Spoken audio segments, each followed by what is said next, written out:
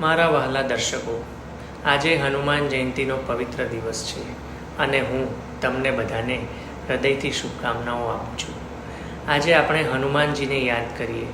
તે માત્ર એક દેવતા નથી, પરંતુ આપણા સૌને માટે એક પ્રેરણા છે.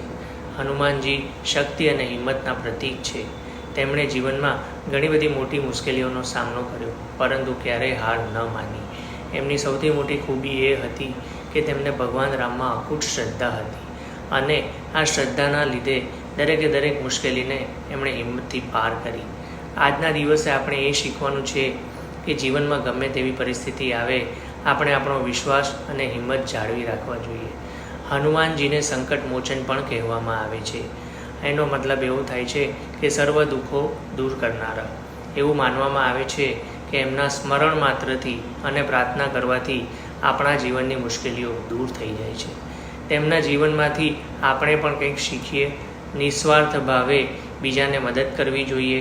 હનુમાનજીએ ભગવાન શ્રી રામની કોઈ પણ સ્વાર્થ વગર સેવા કરી. આ ગુણ આપણને આપણા સમાજમાં અને આપણા સંબંધોમાં પણ મદદરૂપ થઈ શકે છે.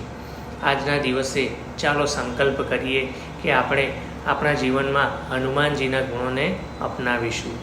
શક્તિ, હિંમત, શ્રદ્ધા અને નિસ્વાર્થ સેવા. આ ગુણો એક સારું અને સાર્થક જીવન જીવવામાં ખૂબ જ મદદ કરશે. તમને બધાને ફરીથી એકવાર હનુમાન જયંતીની ખૂબ ખૂબ શુભેચ્છાઓ.